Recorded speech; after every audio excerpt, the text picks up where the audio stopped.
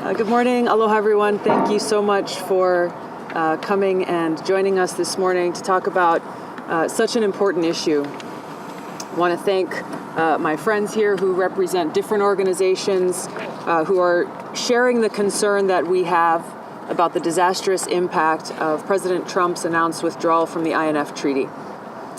We face a greater risk of nuclear catastrophe today, now more than ever before in history. This threat of nuclear war is real.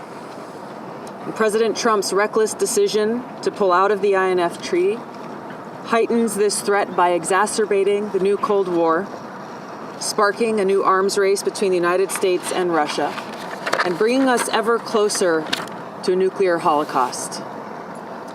The people of Hawaii know just how real this threat is. When just 1 year ago, a missile alert was sent out to over 1 million phones all across Hawaii, telling them to seek shelter immediately. We had families who were huddled into caves. There was a father who lowered his daughter down a manhole into a storm drain, thinking this was the only place that she may possibly be safe. And a parent who was trying to choose which of his children he would spend the last minutes of his life with. The fact was there was no shelter to be found. So while this missile alert turned out to be false, it was a wake-up call for the people of Hawaii and for the people of this country. People of Hawaii, for those minutes, thought that those would be the last minutes of their lives. What the people of Hawaii went through serves as a wake-up call to everyone, because this is a threat that not only faces them, but it faces every single one of us in every single community across the country, because there is no shelter, there is no safe place, there is no refuge. We must take action to end this new Cold War and walk back from the abyss of nuclear war, because our very future is at stake. Over 3 decades ago, Presidents Reagan and Gorbachev negotiated this historic INF Treaty that helped to end the Cold War and reverse an out-of-control arms race and reduce the threat of nuclear war, moving us closer to peace. Yet President Trump recklessly announced that he wants to pull out of this INF Treaty, sparking a dangerous arms race, exacerbating a new Cold War with Russia, and undermining our national security. Walking away from this agreement doesn't solve our problems. It makes them worse. It doesn't bring us closer to peace.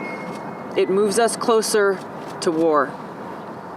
So rather than scrapping the INF Treaty, we should be working to strengthen it, to expand it, to bring in other countries like China, and to pursue a diplomatic path that serves our mutual interests of peace.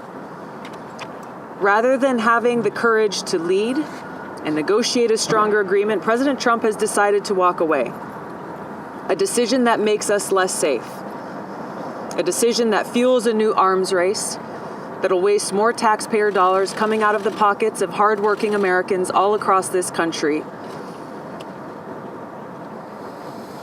These taxpayer dollars will be used to pay for new arms and nuclear weapons that Trump wants to build, which means less money going towards serving the very real needs of our communities and our people right here at home. This is why I introduced H.R. 1249, to stop President Trump from escalating the new Cold War, to stop President Trump from sparking a new arms race, and to stop more American taxpayer dollars from being wasted on military adventurism that makes our people and our country less safe. The INF Treaty Compliance Act would ensure that our country remains compliant with the INF Treaty, prohibiting a single taxpayer dollar from being used for weapons that would breach this treaty. This is one step that Congress can and must take now towards our national security and peace. Congress must take its job seriously and must take action on behalf of the American people and pass this INF Treaty Compliance Act now. Our future depends on it. The well-being of our people and our planet depend on it.